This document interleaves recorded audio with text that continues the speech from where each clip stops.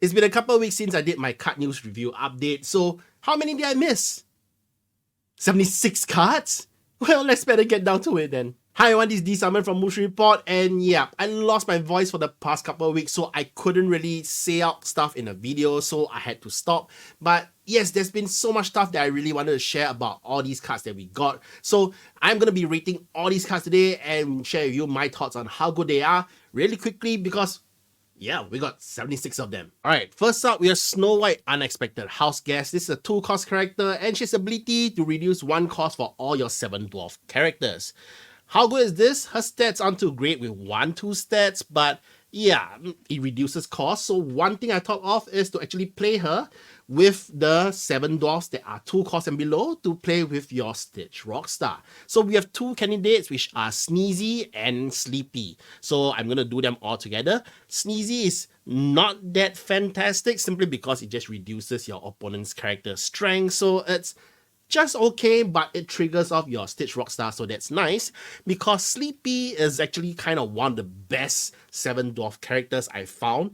Actually, it's a 2-cost character with 2-3, so the very basic nice stats like Simba, Protective Card, but he has 2 Law. The only issue is he comes in exerted, but if you're playing him on your very second turn, probably doesn't really matter anyway, unless you're starting second and your opponent plays Rafiki, then yeah. But other than that situation, it really doesn't matter in my opinion. Sleepy is really nice. Problem is, if he comes in exerted straight away, you're not going to be able to trigger off Stitch Rockstar. So these 3 together, what do I think? Snow White, just for her place with Stitch Rockstar, I think it's okay enough that I can give her a B. Okay, so let's move that up. But then, yeah, that's only because of the Stitch Rockstar, plays together. If it's just to play on her own as a Snow White 7 dollars deck, not really. Sneezy, same thing, but because his ability is not really good at all, I'm just gonna put him as a C, and he's only not a D, simply because also of Stitch Rockstar. A Sleepy, that is really good in my opinion. I think he will actually start seeing play even if he doesn't work with Stitch Rockstar, but he is a 2-cost character with 2-3 very nice stats and 2 Law. Very nice. I think that deserves to put him as a A class. Okay. Next up, we have Grumpy, the next 7 dwarf. All your other 7 dwarf characters get +1 strength. And the thing is though, he doesn't have the best stats. He's already a 4-cost 3/4, and all he does is just give extra strength. It's okay, but the thing is, in Lorcana, we all know that your law count is actually often more important compared to your strength and willpower.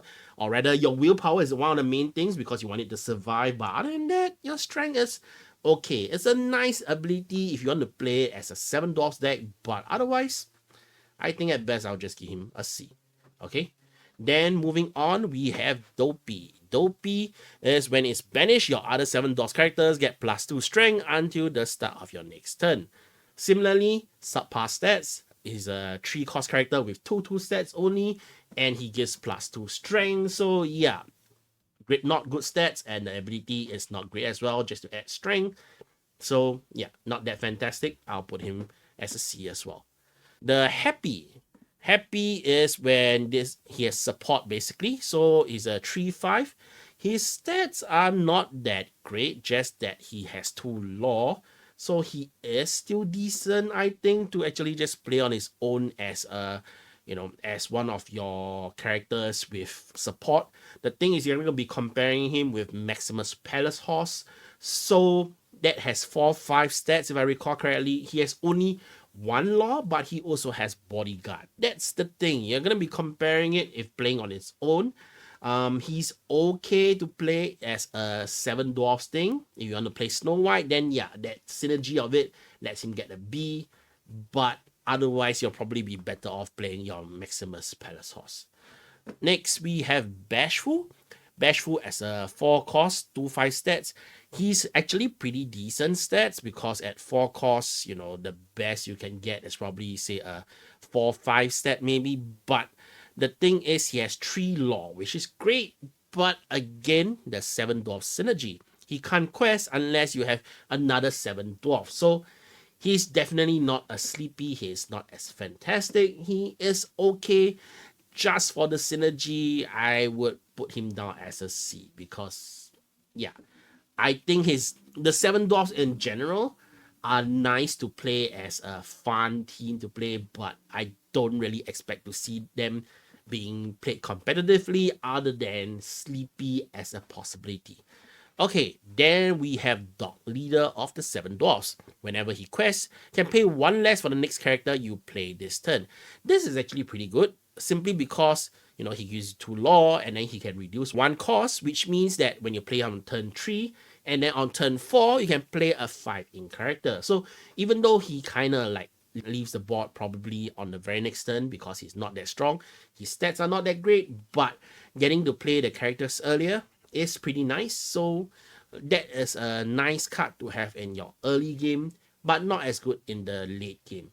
Is he alright? I think he is okay because he has 1 strength lesser than, say, for example, Jasmine or Kristoff, your 3 cost character with 3 stats and 2 law. But yeah, the ability kind of makes up for it. So I think that this card can probably still deserve a B. Next up, we have Mufasa, Betrayed Leader. So when he's banished, you can reveal the top card of your deck. If it's a character card, you can play it directly exerted, or if it's not a character card, then you place it on the top of your deck. So most of your cards are going to be character cards anyway, so he has a kind of high chance to trigger off. But is he that great? Well, his stats are not fantastic, just that he's a 5 cost, which means you can play him on turn 3 just in time, or 0 to hero possibly. And even Dog earlier that I mentioned, you can play him by turn 4. But his stats aren't fantastic, and you can't really control the timing easily of when he gets banished. So, and you don't know what is on the top of your deck unless you're playing something like Reflection. So, yeah, which I don't see anyone really playing as of now. Then the thing is though, there are other ways to get rid of him without getting his ability to trigger. For example, with your Hades Infernal Schemer and your Let It Go, which places it directly into the Inkwell, which would not trigger Mufasa over here. Is he decent? When I put cards at B, I kind of mean that the cards are kind of mid, like they might see play, yeah, but are they that great? Probably not really, in my opinion. There have been some discussions for Mufasa, but yeah, he's too situational that I don't really like playing him. So then next up, we have Christopher Robin. This is actually a very nice card. So he's 6 cost to 6, which is not a lot of stats to play with, but when you ready this character, and if you have 2 other characters in play, gain 2 law. So this works well in Amber Ink, which has a lot of characters to actually flood out, which is why your Stitch Carefree Surfer kind of works in the same way, where you have 2 other characters, you draw 2 cards.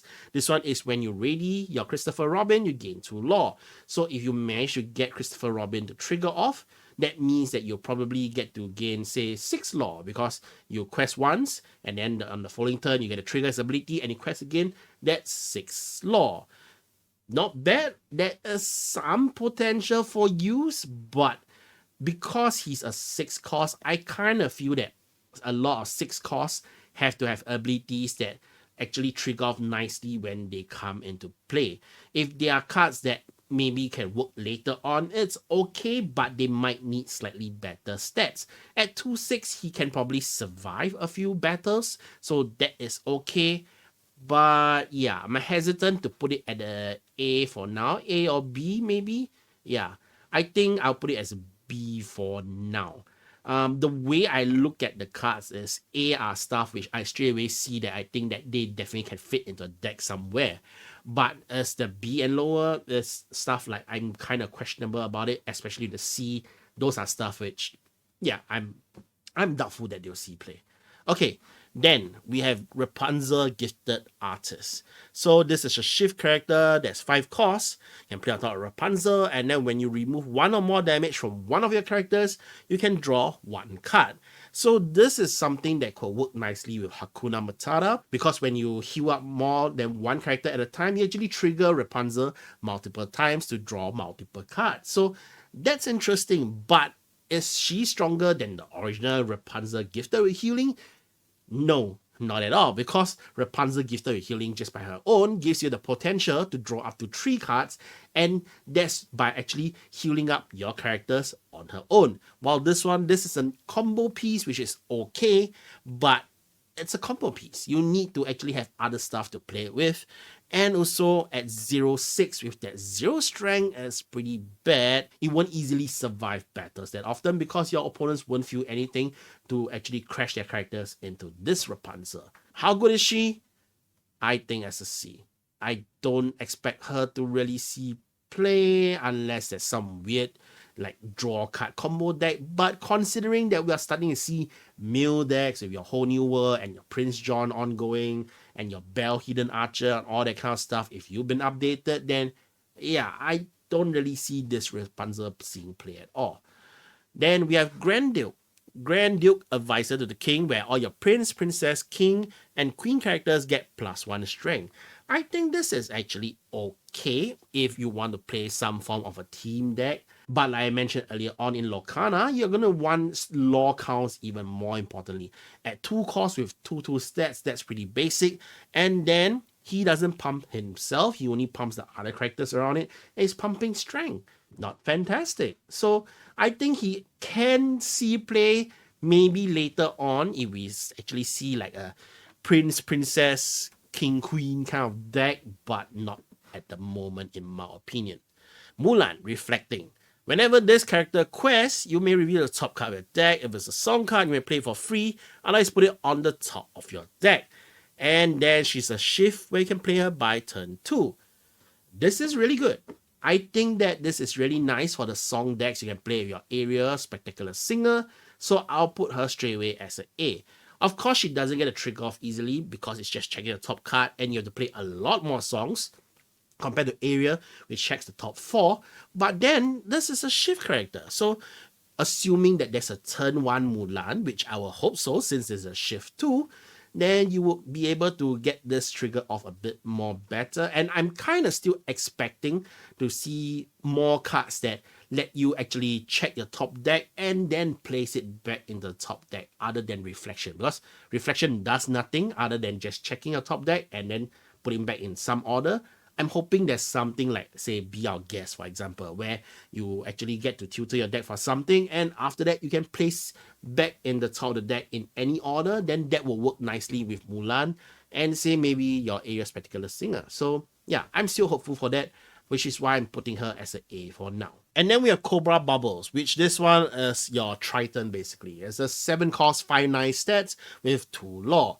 So Triton hasn't really seen play so far simply because by turn 7, you don't really want to play such decks because you're facing a lot of Ruby Amethyst currently, which has Dragonfire and a lot of ways to just get rid of stuff. And especially in your Rise of the Floodborn, you're going to be seeing a lot more removal. For example, there's going to be Last Stand, and also all this kind of good stuff that would just remove your characters from the board. So Triton equivalent, Triton hasn't even really seen play as much right now, so I would put it as a here in the C class maybe. The only big vanilla character that has been seeing some play so far is Maui, simply because he has 8 strength and 8 willpower, so he can actually bash through say Stitch Carefree Surfer and that kind of stuff. But yeah, I don't really see like Cobra Bubbles being able to do that well for now. World's Greatest Criminal Mind, sorry. I think this is a fantastic card.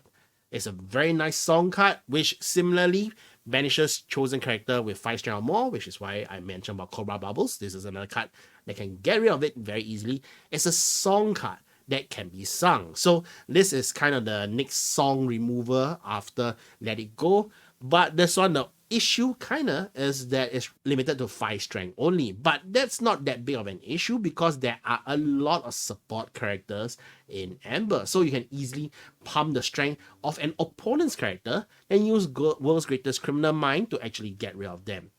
So I don't really think there's a reason to not play this card unless you have some better remover. But for now, I think it's going to be a fight between Last Stand and World's Greatest Criminal Mind, which, well, depending on the deck you play, World's Greatest Criminal Mind might actually be a lot better, especially if you want to play a song deck with Mulan. So yeah, I'm kind of putting this as a S tier for now, simply because it's really that good in my opinion. Dragon Gem. Return a character with support from your discard to your hand by exerting and paying 3.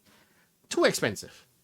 Too expensive. To actually get back your first support character, it's going to cost you 6 ink. And it's just to get it back to hand. You don't even get to put it into play directly. So yeah, let's just say even a Hey to, there's a 1 cost character with support is going to cost you 7 to actually add it back to hand. And there's going to be much better options compared to, say, Dragon Gem. You can actually play stuff like Hades Law of the Underworld, which will let you get back any character instead of just your support characters. So Dragon Gem is something that maybe can see play if there is a Ember Sapphire deck, but even then, I'm doubtful people will actually use Dragon Gem. So yeah, not fantastic at the moment. Okay, moving on. Merlin Squirrel. Finally into Amethyst. This is a very nice card in my opinion. When you play this character and when he leaves play, look at the top card of your deck and put it on the top or the bottom of your deck. So that's kind of like Yasma Alchemist, but in my opinion, much better. Simply because Yasma Alchemist is something that you at best can get 1 trigger off very often because she's just a 2-cost 2/2 character. And then, yeah, that means it's very easy to get rid of her, fire the cannons, or just use something to bash over her with your like Simbas and Rafiki and all that kind of stuff. And you get her ability to trigger only once. In comparison, with Merlin, you can actually get to check it twice. Definitely. Although you can't get more than that anymore, but I think this is a nice card that will replace for a 2 cost. Although, of course, we have a lot more cards right now in your Rise of Floodball. We basically doubled our card pool from 204. We'll be getting 4 8 card types to choose from later on. So is this still such a great 2 cost? As of now, because there aren't really that many great choices for your Amethyst 2-cost characters, I would say Merlin Squirrel is actually not bad. Maybe we'll see play. I hesitate to put him at A class, but I think he's a very strong B. Moving on, Merlin Crab. Merlin Crab is a 3-cost character with 3/3 stats, pretty decent. When he comes into play and when he leaves play, chosen character gets Challenger +3. Which is pretty good too.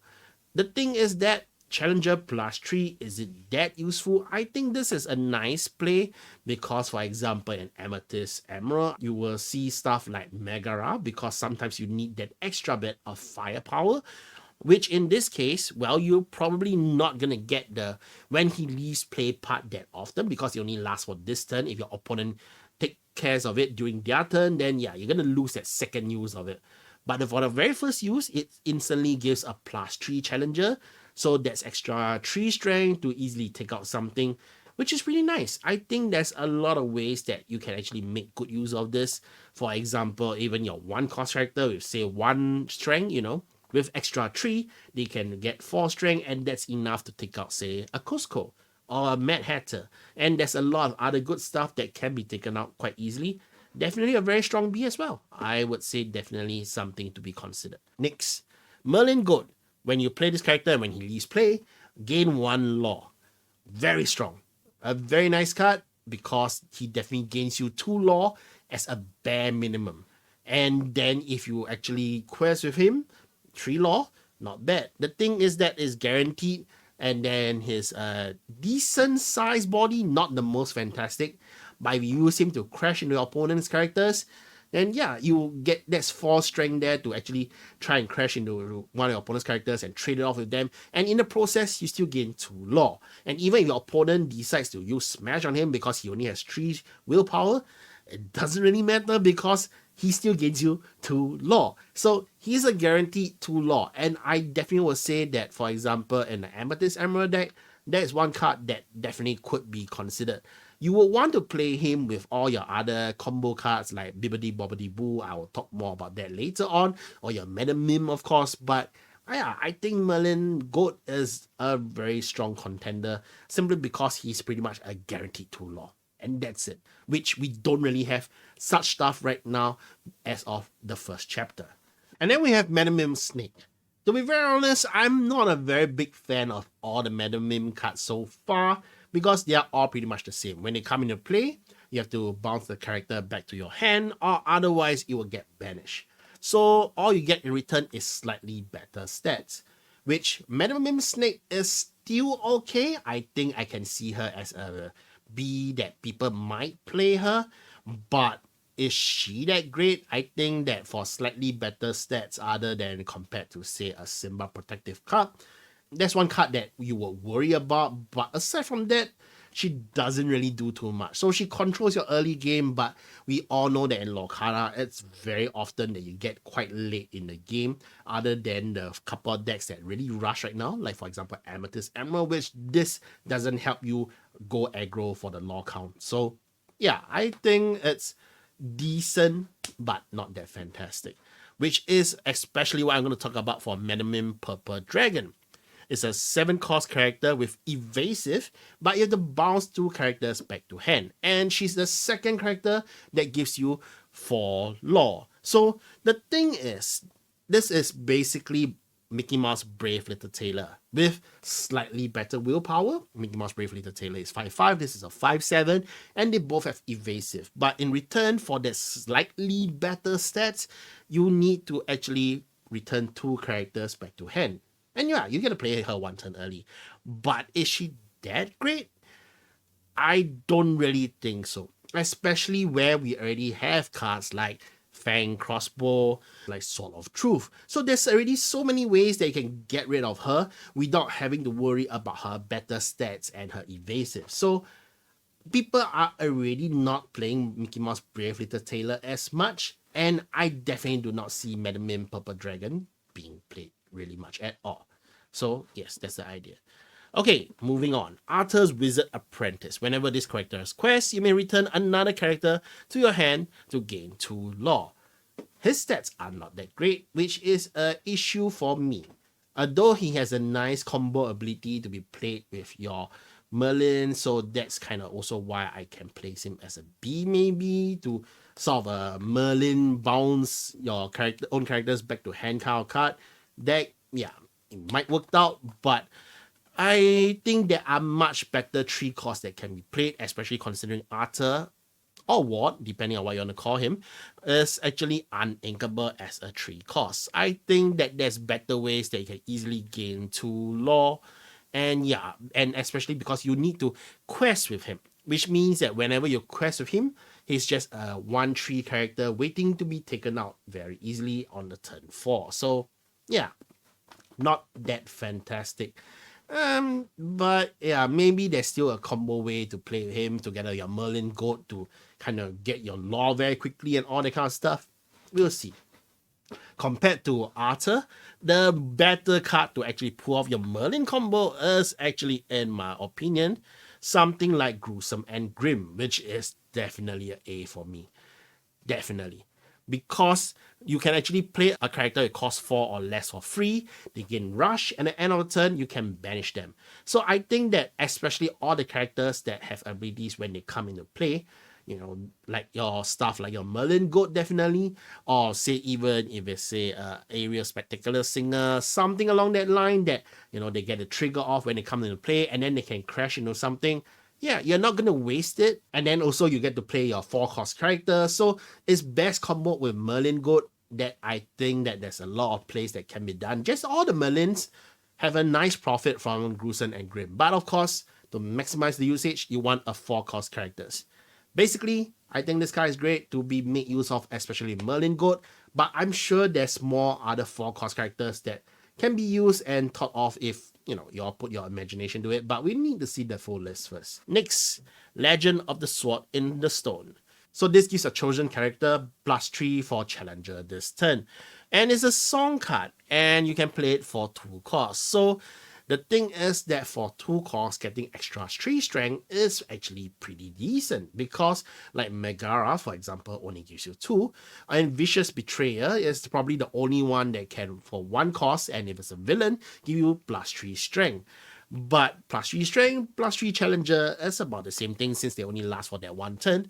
But the thing is, Legend of Sword in the Stone, is it that worth it? It's worth it as a song card.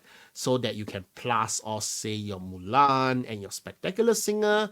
That's the only reason why he deserves a B at the moment. And yeah, that's that. Next, Pinocchio Talkative Puppet. When you play this character, you may exert chosen opposing character. It's okay, but it's a 2-cost 1/1. Do you really need to exert your opponent's characters to just make sure that you can challenge them? I don't think so. I don't think you'll see play, and not to mention it's uninkable. The other Pinocchio Star Attraction is also uninkable, but this one in difference is actually pretty decent. I think he can still be considered A rank because he's the only character so far that is a 2-cost character with 3 lore. Amber Amethyst deck will actually form because yeah, he triggers off with your stage Rockstar as well. So yes, A for now, but I'm honestly actually still not too sure where he'll be played. Chip of the Teacup. 1-cost, 2/2 vanilla character. I'm not sure why we are getting another when we already have Archimedes. The only reason is that he's a Storyborn ally, but Archimedes is also a Storyborn ally, isn't it? So let me double check. And no, he's a Dreamborn ally. So is it really a difference that you actually have this cheap teacup that is a Storyborn ally? Maybe there's something that will affect things if it's a Storyborn. Otherwise, this seems like a kind of a wasted slot in my opinion. Yeah, not great. Yasma. Yasma is the other one that, yeah, maybe I should put this as a D in the sense of we already have this actually, honestly. Like Yasma over here is a 3/4 with 1 lore, vanilla. So that's basically the wardrobe, the exact same. The difference is she's a villain. So yay, she gets taken out by Sword of Truth. Is that an improvement? Not very sure. I think so. Yeah, but I guess she gets to trigger off, say, Hades, King of Olympus, and if there's more villain-related cards that benefit off of being a villain, then yeah, I think what Yasma is not bad. But for now, okay, I think D is a bit too harsh. Let's just put it as a C, simply because, yeah, I haven't really put anything in D yet because I think I'm of the usually type of every card can see play somewhere. I don't think any card is just outright bad. That's how I kind of look at it. So yeah. Okay, Perplexing Signpost. 2 costs, banish this item, return chosen character of yours to your hand. It's okay because you will want to play something like Merlin deck again. So that's also the only reason, like kind of like Arthur, where you want to see this. Maybe it works out well and say together with Sapphire, with your Tamatoa and all your item slinger deck. So that's one place that it might work out. But I don't like this simply because you already have to banish your item just to return a character on the field back into your hand. So that's already not that fantastic, and it's still uninkable. So yeah, it's really not that great when there's cards like Bibbidi Bobbidi Boo, which I'll go into again later on. Okay, that's it for Amethyst. Moving on. Daisy Duck, Secret Agent. I think this is a nice card because at 4 cost with 2/3 and with 2 lore, this is one card that kind of has the exact same stats as Tinkerbell, most helpful.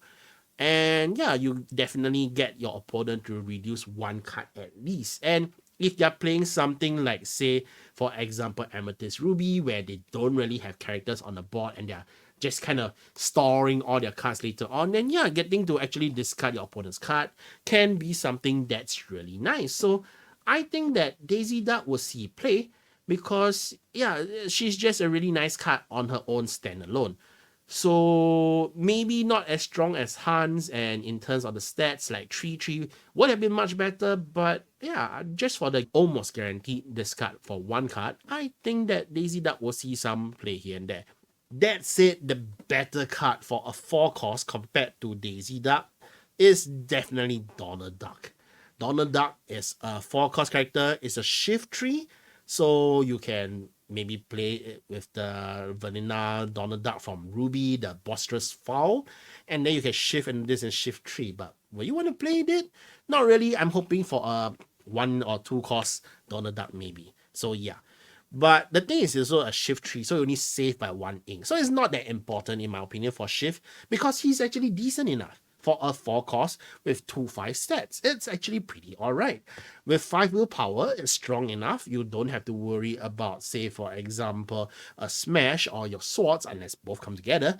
And then aside from that, he has 2 law, and also at the start of your turn, so at the start of the following turn that you play him, both players will get to draw a card. So that's really nice because Emerald Ink currently doesn't really have too much of a draw engine. Sure, they've gotten some nice cards recently like Improvise and Hypnotize that both replenish and lets you draw 1 card, but Donald Duck is the first one that outright just generates card draw just by being on the board. So the thing is also your opponent wouldn't really want to take him out maybe because they kind of want the card draws too. It benefits them as well, or so they think, because when they think that it's benefiting them, at the same time, Donald Duck is going to be questing away and generating you more law, while your opponent thinks that they're benefiting from the card draw.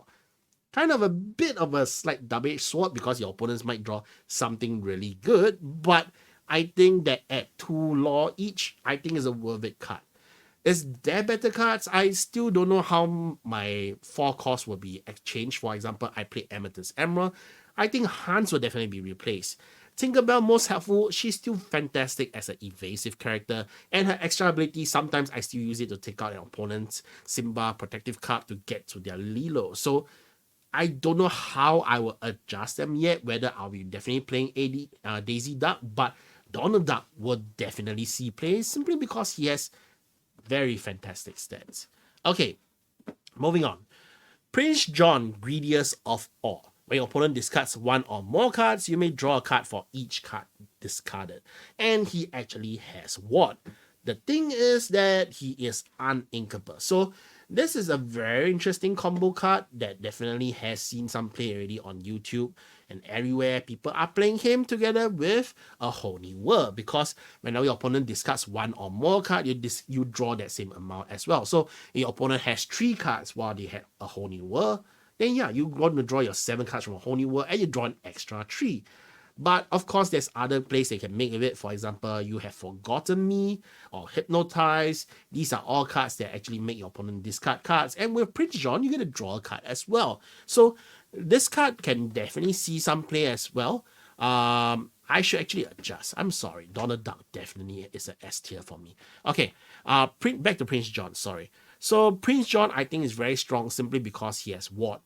The thing is that he is in a very specialized deck, which you have to play this combo deck to actually make sure you get his ability off and draw more cards. Otherwise, you're not going to be doing anything to him. You're not going to be questing him. You're not going to be using him to challenge or anything because his stats are kind of dismal. So yeah, he may have ward, so your opponent can't clear him out other than with stuff like, say, the Be Prepared. But yeah, is he that great? Definitely something to consider with a deck with Emerald Steel, with a whole new world. Other than that, not really. But yeah, he's good enough that I've seen decks created around him. So yeah, definitely still an A for me. Next up, Belle Bookworm. When an opponent has no cards in their hand, this character gets +2 law. And she's a 3 cost with 2/4 stats with 1 law. I'm very iffy about this one because she actually has decent stats for being a 3 cost. 2/4 is pretty alright.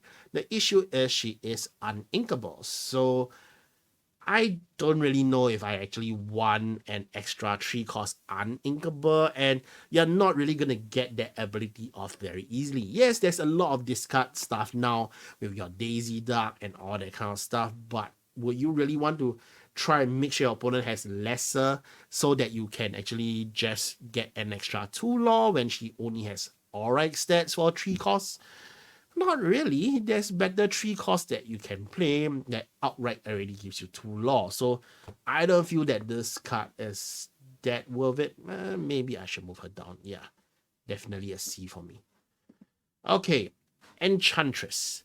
Enchantress is actually not bad in my opinion, because she is actually a 2 cost, which in a sense has 3/1 stats, because while she's being challenged, she gains 2 law. So if you just use her purely to quest and not challenge anyone at all, then she's definitely going to be 3, which means she's going to be able to basically trade off with any other card that your opponent tries to crash into her. Definitely something that could see play. I think she's actually bordering A maybe, because as a 2 cost with 3/1, I might use her. Yeah, actually, if it's purely Amethyst, purely Emerald, I think that this could replace the slot for, say, for example, Megara. Just, you know, ignore any of your opponent characters. Don't really need the strength boost anymore. Just go for Enchantress and just keep on questing. Because 2 law is great, 3/1 to trade off is really nice as well. Okay. Lucifer, Cunning Cat. When you play this character, each opponent chooses and discards either 2 cards or 1 action card. Not too great, because he is a 5 cost and he is uninkable. That's basically my issue. Is he that worth it? I think his stats aren't really that great, and always being uninkable. I think that as for the people who have been playing over the, say, physical or maybe whichever way that you've been getting to play Lorcana right now, you realize that cards being uninkable have a very big issue. And if you can't play them early game, you will want. My thoughts are, unless they are cards that are really good, that outright could change things. Otherwise, you don't really want uninkable stuff that is in the high cost area, because you don't really get to play them if you draw it in your hand and you can't ink them, you can't do anything with them. So they're kind of bad. So you really have to think about what you play as your uninkable, which for me, Lucifer isn't really good so far. Okay, Queen of Hearts, Quick Tempered. When you play this character, deal 1 damage to chosen damage opposing character. Not bad, but I think there's better ways to get off damage right now. 2 costs to deal 1 damage. I think there was some talk about using her with Beast Relentless, which is something definitely to consider. But aside from that situation, it's kind of hard to use her. And as I said before, uninkable. Although this is a 2 cost uninkable, but her stats are not good with 1/2 only. And yeah, I think there's better ways to actually get more value of it. Not to mention, if you're going to get it in early game, your opponent's characters are probably not really going to be damaged, which means you can't get her ability to trigger off. So yeah, I'll much rather play Enchantress over, say, this Queen of Hearts. Yes. Next up, Ray Carefree Firefly. 5 costs, 3 stats with 3 law. Not bad, actually.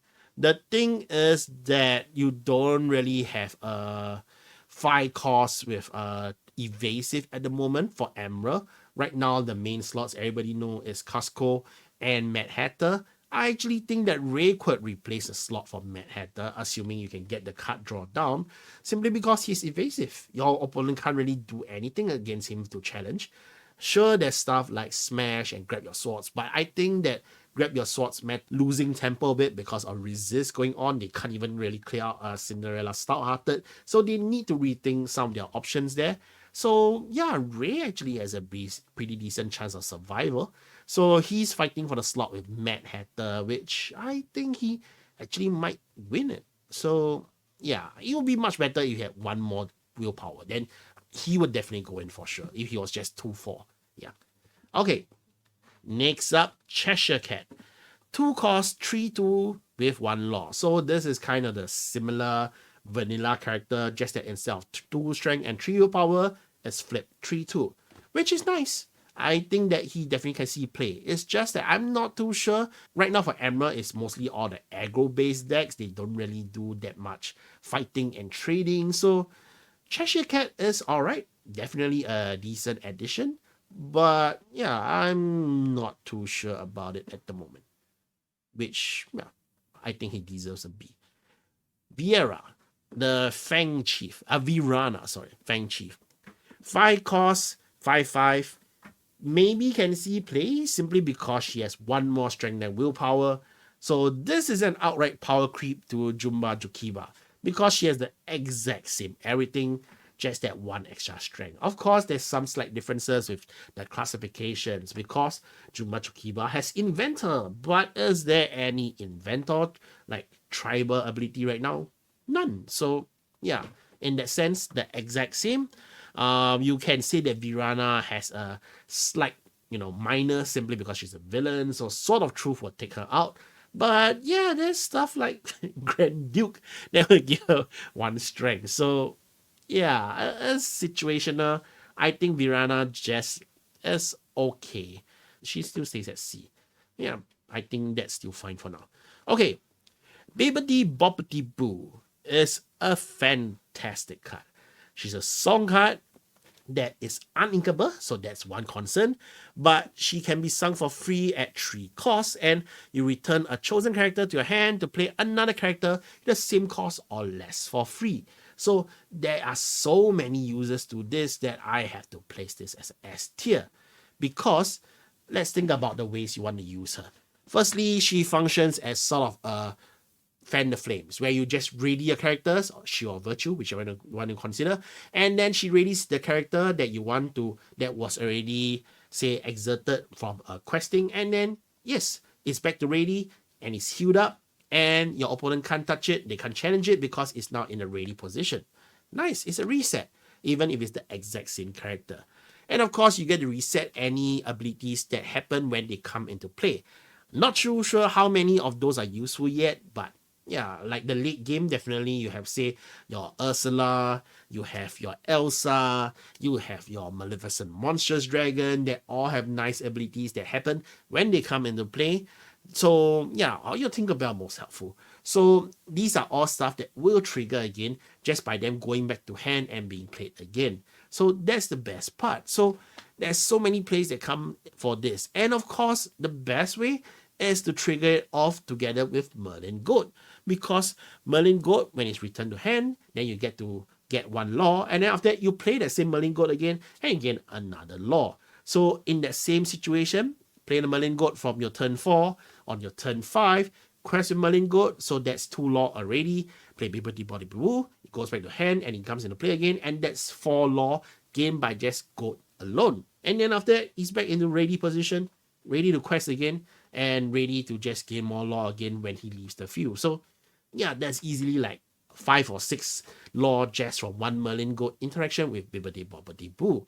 So definitely an S tier card. It heals, it puts your cards back in the ready. And if you need be, you have something that's useful, you can even trade out your character for play something else. But if not, just play the same one. And yeah, you still profit. So yes, Bibbidi Bobbidi Boo is a very good card that I would definitely be playing in my decks. So yes. Ring the Bell. Ring the Bell, banish chosen damage character, which is pretty good. This is definitely much better than Stampede. Stampede might be 1 cost, but Ring the Bell outright banishes a damage character. So very often for Emerald decks, you actually have issues. For example, your Tinkerbell that is crashing to you, Tinkerbell Giant Fairy, they always have some damage left, but you have issues because you can't leave that Tinkerbell alive. Otherwise, your Cusco and the Mad Hatter will just get banished on the following turn. So you want to get rid of them, which makes Ring the Bell the very first remover for Emerald Ink, something that's very nice. The ability that is not a direct remover in the sense of you must have that character get some damage, but if you play it with Emerald Steel, which a lot of people are talking about because of Beast Relentless, then yeah, it's very easy to trigger off because of, say, Grab Your Swords. Everything will get some damage, you can just ring the bell on anything you want. Pretty alright. I think that Ring the Bell would definitely see some play simply because, yeah, remover. So if I'm still playing my Amethyst Emerald, I would definitely play a couple of copies of Ring the Bell. Then Pack Tactics, this one, gain 1 law for each damage character opponents have in play. Once again, telling you to just play Emerald Steel, because with your Tinkerbell Giant Fairy or your Grab Your Swords, everybody gets damaged, then Pack Tactics will actually one-shot give you maybe a lot of law, say 4 or 5 law. Is it that fantastic? I think it's pretty alright. It's a card that could see play if you specially build a deck for it, but that doesn't mean your opponent will have a few that will let you be able to make use of Pack Tactics quite well. For example, you're playing against Amethyst Ruby, where they don't have that many characters on the board, they're slowly controlling you and just gaining the law for the win, then yeah, Pack Tactics is gonna be not a very great card. That said, is inkable. So it's a card that you can definitely just stuff in your deck. You have 1 or 2 copies as a secret killer tag to actually surprise your opponent to gain a whole lot of lore at the same time. And if not, if your opponent is playing something that's not really suitable for pack tactics or you don't have the hand to use it, just ink it. So yeah, I think that could see some play. Definitely something to be considered. Is it a must play? I think it fits well in the right deck, maybe. So yeah, kind of like with Prince John, I think Pack Tactics has a place there. Alright, we are done with Emerald. Half done. Moving on, Sheer card. Whenever one of the characters challenge another character, gain 1 lore. I think this is a fantastic card. The only issue is that it's currently in Emerald. It's in Ruby Ink. So in Ruby Ink, as of now, the most well-known Ruby deck, or probably the only one that we know of at the moment, is Amethyst Ruby with a lot of control. They don't have a lot of characters on the board, which means you don't really get to use Sheer Khan's effect that often. That said, he's inkable, his 3/3 stats are still okay, a bit on the lower side and with only 1 lore, but I think that maybe Ruby decks can actually change around how they play, and then in that sense, then maybe Sheer Khan can see some play. And so this goes into a B tier. I think that there should be some potential here, but we need to see a deck that can let you make use of it. Honest John, not so honest. When you play a Flatborn character, each opponent loses 1 lore. Nope, I don't like it. I don't like it at all.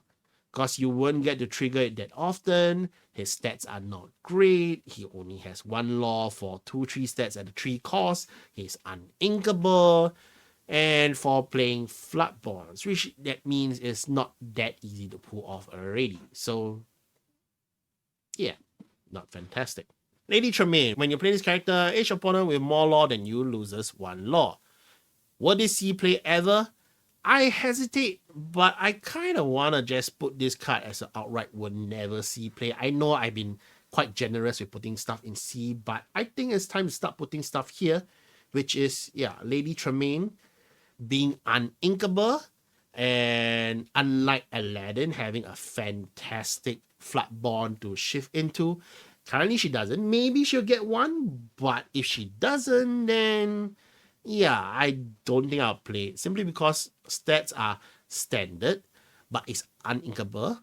So, and it's a conditional losing of lore.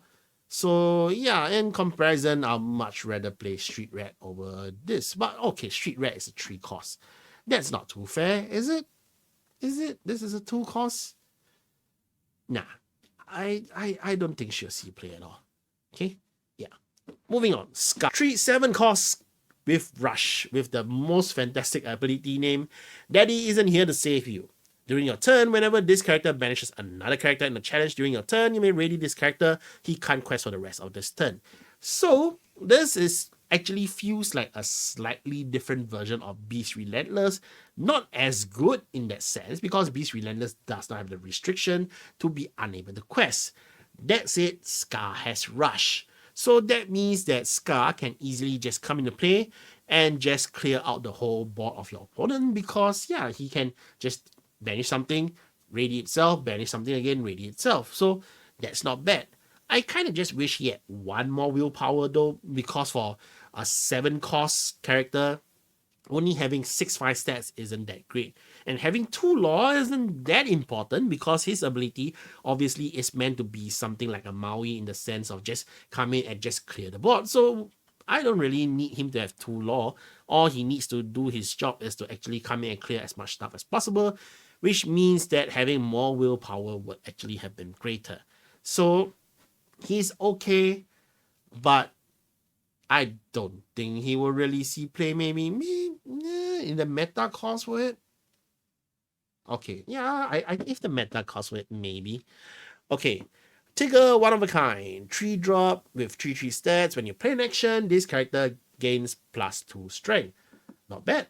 I think he deserves a strong B for sure. Maybe even an A, maybe. Yeah, I think he could see some play for sure for Tigger, because whenever you play an action, that's pretty easy. Then it becomes a 5/3. Then it's able to clear out stuff and maybe possibly survive as well. So When it becomes a 5/3, you'll be able to take out a Mad Hatter and still actually survive the trade. So yeah, trade trigger is actually pretty good. Next, Ratigan is a 5-cost character with 3/3 stats. When you play this character, exit opponent with 3 strength or lesser, choose one of your characters and ready them, and they can't quest. So basically, you actually make sure that you exert one of your opponent's stuff so that one of your other cards can actually crash into that one. It's okay. I think it's not bad ability. The only issue I have is that, again, it's uninkable. At 5 cost, I would definitely consider it, but yeah, I think that he has some potential. Depending on the meta, if there's a lot of stuff that has lower strength, then yeah, I think Ratigan can be useful to just make sure that you take control of your opponent's stuff. In a sense, it's a slightly conditional version of Elsa Snow Queen to make your opponents exert their characters so that you can actually challenge and take them out. It's okay. Fidget is a 3/2 with 1 law and evasive. So that makes it a Peter Pan, which makes it a B for me because I've been playing Peter Pan Neverlanding and he's pretty alright. Just that, does he fit in a Ruby deck? I'm not too sure. I think he might. But there's better evasive 3 costs, which I'll get to later on. Queen of Hearts, 2 cost Rush. This one is actually not bad. I think she will definitely see some play because you need bending on situation, because 2 cost with 2/2 is not fantastic stats. I kind of wish you had 2/3, but Rush is definitely useful. It's just that with 2 strength, you feel like it's not really sufficient to rush into stuff. I'd rather have 3 strength. So yeah, it's still a maybe. Depending on meta, she might see some play. She's inkable, so there's definitely no detriments to outright just playing her, ink her away if she's not needed. So yeah, it's okay. Okay. Then we have Card Soldiers. Your 5 cost, 5/5 with 2 law. So that makes it a Virana. Exact same stats. So this one, that's okay. The only fun part I thought was that feature 5 cost with 2 law. That's 52 cards. So that's your full deck of cards basically. Fitting for the name of Card Soldiers full deck. Okay. Then this is the other 3 costs that I said that would definitely see play. It's Minnie Mouse Stylish Surfer. 3 costs, 1/3 stats, and 2 law. Definitely very strong contender here. Because with 3 willpower, she survives, say, back yours. Where's my Minnie Mouse? Oh, here it is. Okay. Yeah, she will definitely survive. Actually, I think I can put her as a S. Yeah. I think she definitely will see play because as a 3 cost evasive character with 2 law, that's really strong. We haven't seen that yet. Sure, she will not survive trades very well, but then that's the reason why she's evasive, because she is not meant to survive trades. Then that said, with being a 3 cost evasive, that means that you can actually use her to actually play your friends on the other side. So this is another 3 cost character that you can stuff into your Amethyst Ruby deck. Actually, Amethyst Ruby got quite a few nice cards in this set. Okay. Next, Minnie Mouse, what again? Zipping around, yes. So this is similar to, what was that other card again? Oh, it's Cheshire Cat. Yeah. Similar stats, similar law with no ability. It's not bad. So maybe every ink will get one of these this time around. Okay. Lumiere, Hot-Headed Candelabra. Okay, fine. I can't really get that name. 7 cost, 7/7 stats with 2 law. Not great. Like I said, all the high cost characters nowadays, I think they need to have some ability. It's not really good enough. And yeah, a comparison, yeah, 7 strength, 7/7, 7 cost, 7/7 is doesn't really do much in a sense that it's not 8 strength, so you can't just outright take out your, say, your Maui or your Stitch Carefree Surfer. And yeah, at 7 willpower, it's also lesser. You might as well play Cobra Bubbles if you really want to play something with a high law count.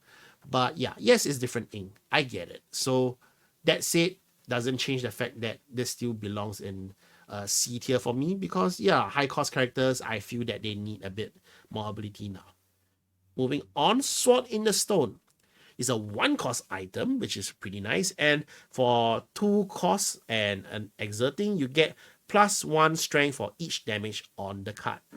I think this is okay. You can play it with an item slinger deck. Does this mean that you would really, play it very much? I guess it'll work very well with the Ursula, but your control deck doesn't really need this. I think there's some potential for this in a right deck, but a lot of these cards, like I said, they don't fit into the current first chapter version of the Ruby deck. They might fit into a Rise of the Floodborn one. We need to see all the remainder cards and decide, what is another variant of a Ruby deck that could be played before we outright can decide whether this card is good or not. So yeah, I'm working on limited information here, guys. Next up, 2 cost 2/2 Basil with support for Sapphire Ink. This is okay purely because he is actually a character that you can shift into because there's a Floodborn Basil. Otherwise, I would not be playing this Basil over Phil because Phil is 3/1, which can take out Simba Protective Cup. So that is one of the best use I've seen for it so far. And 1 willpower versus 2 willpower doesn't really change things too much. Like the only issue with that would be something like if your opponent is playing a Pascal Olaf and they need to trade. But other than that, there aren't that many, 1 strength stuff so far. So 1 or 2 willpower for me doesn't really change things too often. So yeah, he's only okay at a B because of the trade of the upgrades. 2 Basil Floodborn, though not yet. Next one is Basil Perceptive Investigator, which I'm just outright putting him here. Again, because of the Floodborn possibilities, and because 4 costs with 3/4 and 2 law is still alright. Still alright stats, I think. It's okay for vanilla.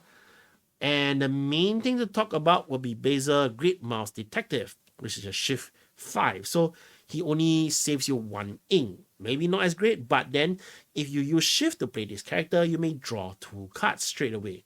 So that is one thing that definitely can be considered.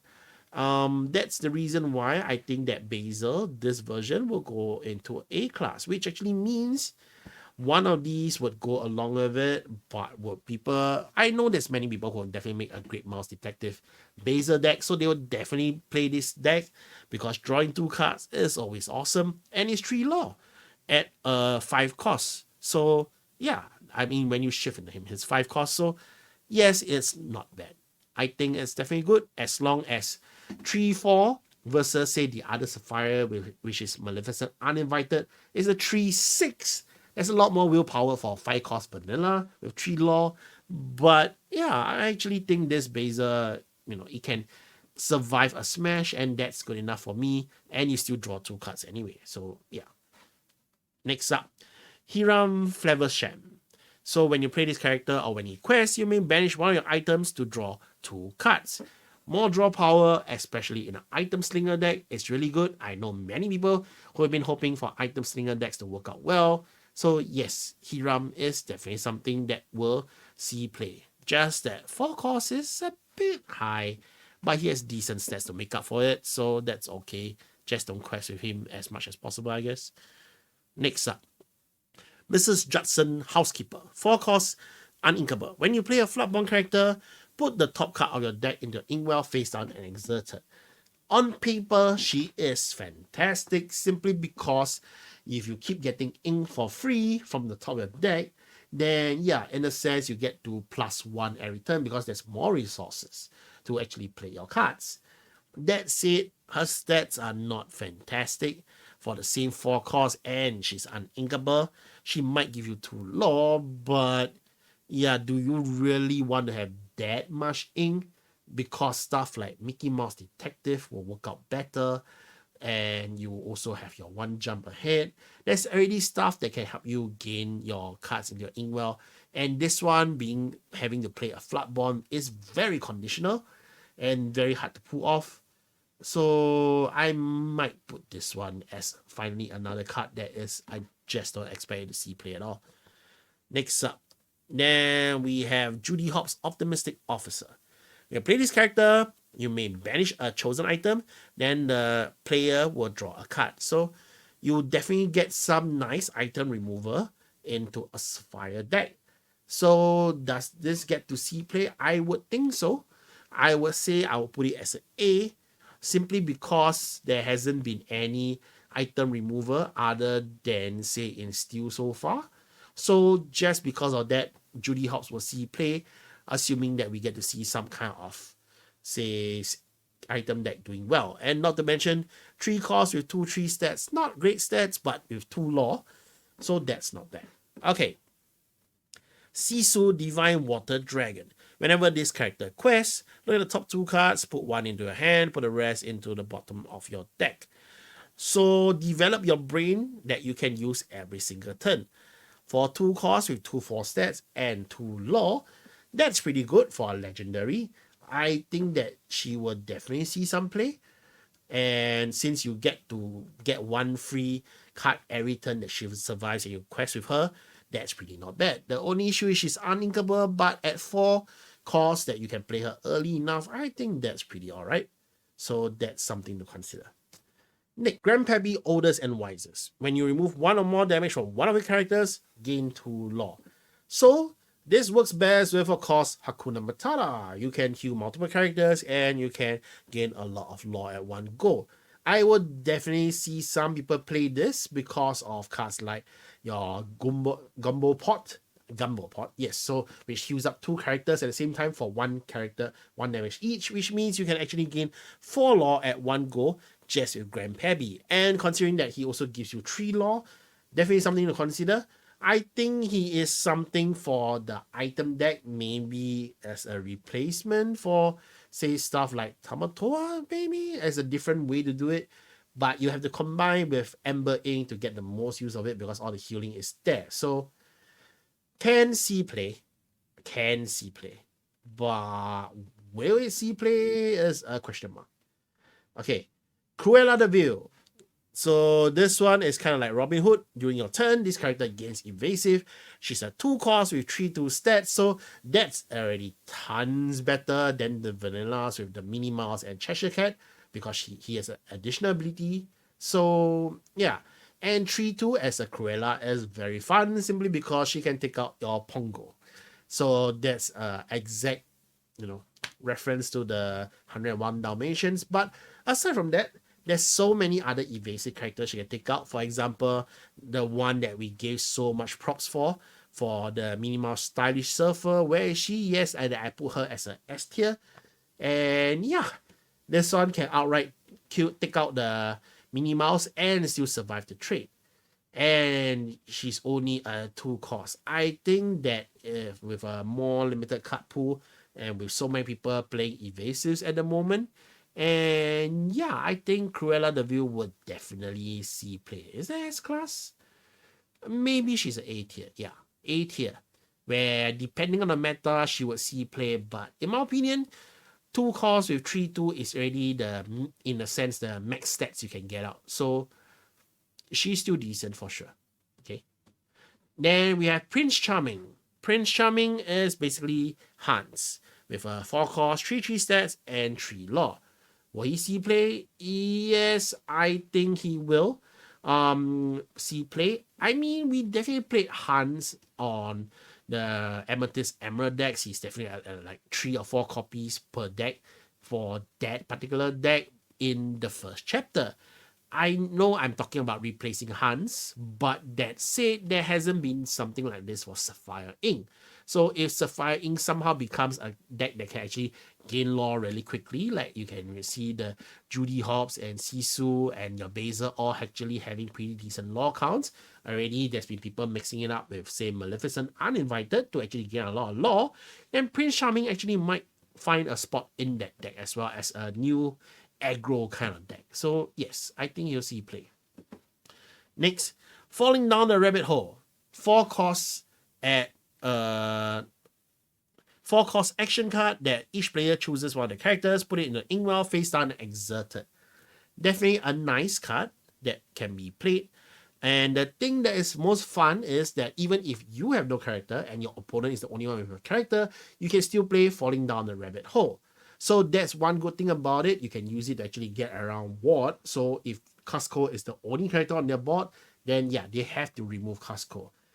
That aside, even if you have a character on your board, it still goes in your Inkwell anyway, so it still helps you to ram.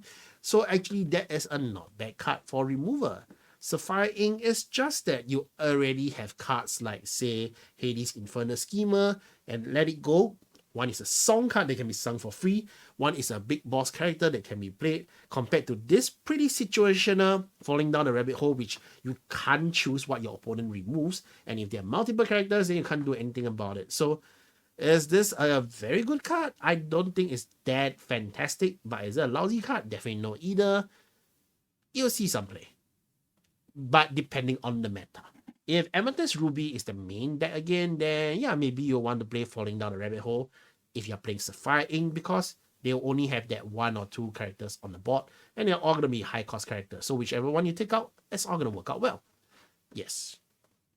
Next, Gumbo Pot. Exert, remove 1 damage from each from up to 2 chosen characters. This is the one I was talking about, where you would actually play this in combination with, say, your Grandpappy, and you can actually, get out multiple law from and you get multiple law gain from it. It's similar in the sense if it works with the Rapunzel. So if you heal multiple characters, you can actually get more card draw. That said, is that bit janky. I think it works out in item slinger deck maybe. So that's the reason why Grandpappy also works out well in the item slinger deck. But by itself, it's not a great card. People don't play Dingle Hopper, which is just 1 cost lesser for 1 character, and they probably won't play Gumbo Pot either if it's not for an item slinger deck, because you don't really leave characters on the board with willpower to spare. Most of the time, you try to outright take out the characters because you have to worry about cards like Rapunzel gifted with healing. So yeah, the healing cards haven't been that crazy useful so far. Yes. Moving on. 4 Dozen Eggs. Nice card that we'll see play because it kind of ensures that all your characters will stay on the board for the next upcoming turn, because it actually gives them all resist +2. And it's a song card they can sing for free. The only thing that can outright take them out is, of course, your direct removers with your Dragonfire, your Let It Go, and all that kind of good stuff, which we are getting more of in this set. I know with the Ring the Bell, Last Stand, and all that. But that being said, this is still a song card that can be played outright. So you can get to trigger it for free with your Mulan or your Ariel Spectacular Singer to add it to hand for free and then just sing it. And yeah, it's a really good card that I think in a sense can really keep all your characters that's currently on the board alive for a lot longer, since they all get to negate damage for up to 2 damage for up to the next turn. From Get Your Swords, Tinkerbell, you probably don't have to worry about it anymore, that kind of stuff. And yeah, it's really great. I think 4 Dozen Eggs should see some play. If it's actually, yeah, I think I would put it as a A tier if you play in a song deck. Yeah, maybe not in a non-song deck, but yeah, song deck will definitely play it. Okay. Still finally, almost done. Chief Bogo. When you play a Floodborn character, deal 1 damage to each opposing character. 4 costs with 2 4 stats with 2 law. I don't really like all these stuff because they are all uninkable, which makes it, it's a concern. Yes, I know if they're inkable, maybe it's a bit too good because you just splash it in, but it's too hard to just try to play Floodborn characters. You already don't get your Tinkerbell, Tiny Tactician, and Giant Fairy in your starting hand that often already to pull off that nice turn for shift play. What makes you think you will work out better with an extra Chief Bongo and you're trying to juggle to get all 3 cards in your hand at the same time? Not really. So, no, I think he's a C just because I don't know if there's someone who can create a full-on Floodborn deck. Like, it just keeps shifting and keep gaining advantage from it. But otherwise, yeah, I don't really like this card at all. Okay. Queen of Hearts, Capricious Monarch. I hope I'm getting that right. When an opposing character is banished, you may ready this character. So this is like a in a sense, slightly more expensive version with slightly better stats of Beast Relentless. So yeah, this is similar to the Scar that we saw earlier on. So this is the steel version of it. So I think we will see some play maybe, simply because she's inkable, but the main demerit of her is that she only has one law. So even though there's no demerit to her having to whether she's able to quest or not, and yes, Beast Relentless most of the time will probably be banishing something, but it's a bit harder to trigger off Queen of Hearts because you can't use, example, Fire the Cannons to just trigger off your. You can trigger it off Beast Relentless, but you can't trigger off her unless it banishes that character. But yeah, and even if you do get to trigger off her, she only gives you one law. So not that useful. But I appreciate the one extra willpower, even though if it's at one extra ink cost, but she's inkable, so that's good. Then we have Li Shang Archery Instructor. 5 cost. Whenever this character quests, your characters gain evasive this turn. So this is nice simply because Steel has a lot of issues with evasive characters at the moment. They can't really take them out at all other than just playing through their removers like Smash and Grab Your Swords. Otherwise, yeah, they can't really clear them.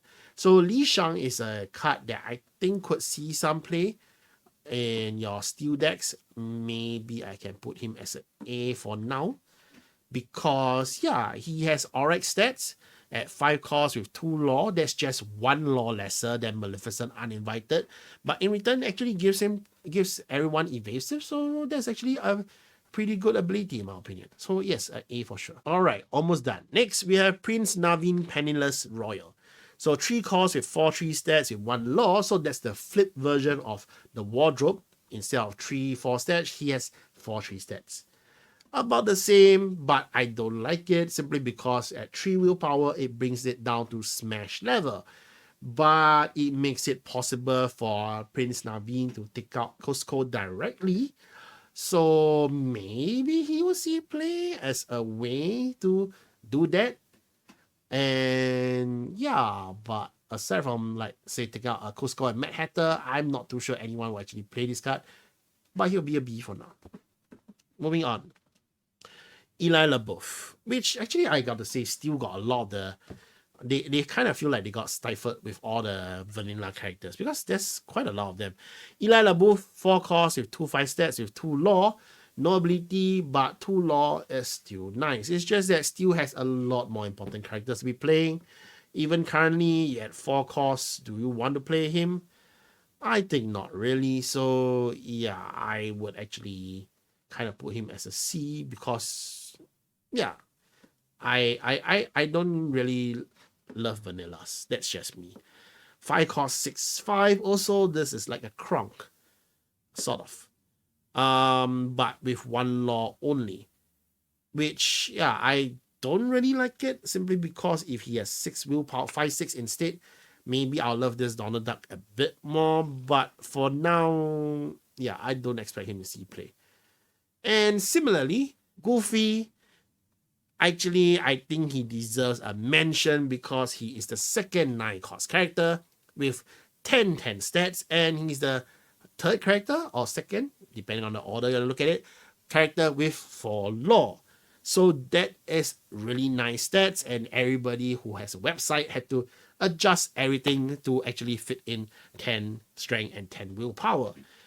That being said, again, you can play this 9 cost character, but he does nothing for that 1 turn, and on the following turn, he gets taken out by Dragonfire, Let It Go, and so many other ways that you can actually take it out if you really want to. So he is nice against the right deck, but you know, you might as well just play Maui. Were you really want to play Goofy for that extra law count? I'm doubtful, so I'm putting it as a C because I don't really expect. Maybe he can. Maybe I could be proven wrong. There aren't that many steel cards right now. We only know half, so maybe we can put it here as a possibly can actually work out well in the right situation kind of thing. So yeah, maybe I'm being too hard on vanillas. Okay, very last card. Finally, almost done. Pick a fight. A chosen character can challenge ready characters this turn, which is really, really very good because this outright is one card that makes you able to take out any character and you don't have to worry about them. So in that sense, I'll say it's kind of like Elsa Snow Queen, but it works out straight away. But aside from that, remember we have so many characters now that can be ready. Your Beast Relentless, and of course now you have your Scar, and also you have your Queen of Hearts, which all of them can be readied when your opponent's characters are banished or take damage or whichever, which means that they can actually go and fight again. So Pick a Fight is a really nice card in the right deck. I think this card can possibly go to A or maybe S tier. Depends on the right deck, I guess. So let's put it as A because he's not a must play in every deck. Like these four are outright cards which I'm confident they'll see play in their various inks. Some of these I might change, like Merlin God suddenly seems like here. But that said, I think Pick a Fight would definitely be a very nice card in a steel deck if you have the right characters played with. Especially of course since it's steel, then you have your Queen of Hearts to actually combo off with to kind of just clear the board. So yes, I think it's something that's definitely can be considered. Or of course you can use it to play Cinderella, Stout-Hearted, and just outright just clear out stuff too. And there you have it. That is my rating of the most recent 76 cards that we actually got. And I think that Emerald Ink, I know that back when before the first chapter even was released, I actually wasn't that keen on playing Emerald Ink because the Cheshire Cat and Cruella de Vil at the time having to trigger by your opponent didn't really make me fond of it, but I'm actually really starting to love it now because there are so many combo plays and there's so many ways you can play them. There's the route to just kind of make your opponent's discard's hand and you gain card advantage to it with Daisy Duck and your Prince John, or meanwhile there's just ways that you can trick your opponent to go more, then while you go more aggro with Donald Duck and Enchantress and your Ray, while Bibbidi Bobbidi Boop and Ring the Bell gives you so many more options right now. Pet Tactics is even a great way to just gain extra lore as a surprise win. Then for Amber Ink, I think it's really just Sleepy is very good, and Mulan is a nice way to add on to the song deck, and World's Greatest Criminal Mind is definitely a great removal card for the deck. The main thing is Emerald feels kind of like stifled. They didn't really get great cards other than Tigger, which is just, honestly, he's just a barely A in my opinion, because I still think that willpower gives that stuff that gives you extra strength and willpower are only just alright. Sapphire though got really quite a lot of interesting cards, especially for your draw for your item decks with your Hiram Feversham and your Judy Hopps. They are nice cards. Sisu also gives you some nice stuff. Cruella de Vil is very good generically and all that stuff. Well, yeah, Steel is just alright because they just got so many vanilla cards that it's not even really funny. And that's about it. The rest of this stuff, I think they'll definitely see some play here and there. There's some potential, especially with the Merlin engine. But aside from that, yeah, I think it's just alright. I could definitely be proven wrong. A lot of these might make it into a proper deck, though I would suspect half the time it's just because maybe there isn't a better option for you to play it with. That's why you choose to play this instead. Otherwise, yeah, I think a lot of these that I put as B and below, the mid-tier B and the C and below stuff, is just alright. They might see some play.